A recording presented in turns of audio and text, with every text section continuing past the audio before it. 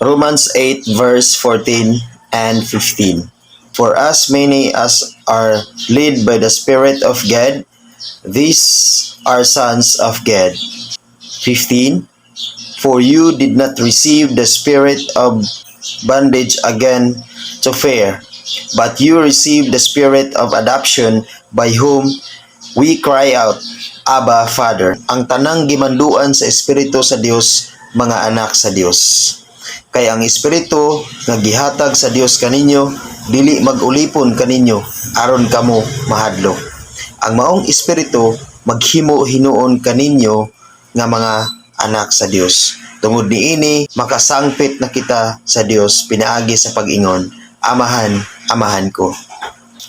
Ang tanan nga gimanduan na, ang tanan nga nakareceive sa Espiritu sa Dios, pagatawgon na kini og mga anak sa Dios. Kaya ang Espiritu sa Dios nga gihatag kanato mga igsuon, dili kini mag-ulipon kanato aron kita mahadlok, kundili mao kini maghatag kanato og kaisog sa atong pag-alaga diha sa Ginoo.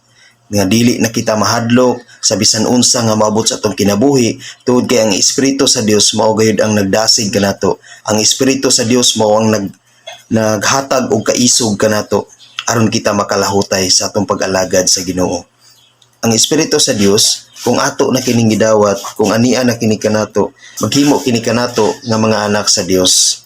Ug tungod ni ana, kung atong ikinabuhi ug atong gidawat ang Espiritu sa Dios, makasangpit na kita kaniya, makaingon na kita kaniya nga amahan ko. Tungod kay ang Espiritu sa Dios imo namang gidawat ug naa naman kanimo, nagpuyo naman kanimo ug nagpuyo naman kanimo ug imo naman kining gikinabuhi ug imo naman kining gikinabuhi sa matag adlaw.